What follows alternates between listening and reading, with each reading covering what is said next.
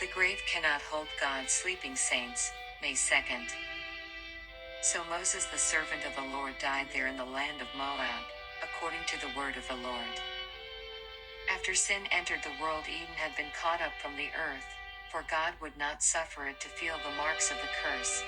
As Moses beheld that lovely garden, in vision, an expression of joy came over his countenance.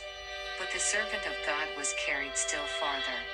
He saw the earth purified by fire and cleansed from every vestige of sin, every mark of the curse, and renovated and given to the saints to possess forever and ever. He saw the kingdoms of the earth given to the saints of the Most High. In the new earth, the prophecies that the Jews applied to the first advent of Christ will be fulfilled. The saints will then be redeemed and made immortal.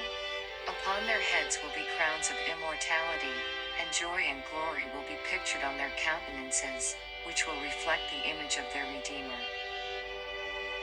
Moses saw the land of Canaan as it will appear when it becomes the home of the saints.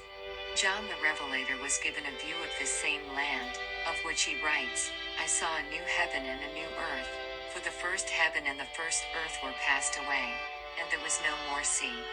And I, John, saw the holy city, New Jerusalem, coming down from God out of heaven, prepared as a bride adorned for her husband.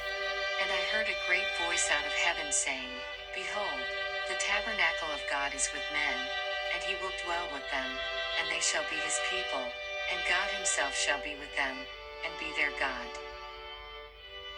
As Moses beheld this scene, joy and triumph were expressed in his countenance.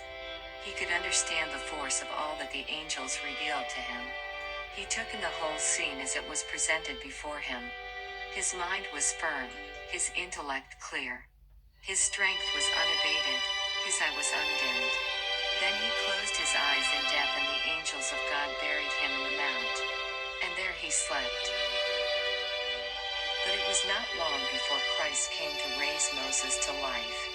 As he stood by the grave and bade him come forth, Satan stood by his side, saying, I have control over him. I tempted him and he yielded. Even Moses was not able to keep God's law. He has transgressed and has placed himself on my side of the controversy. He appropriated to himself the glory that belonged to God. He is my property, for by his sin he has placed himself in my dominion and in my power.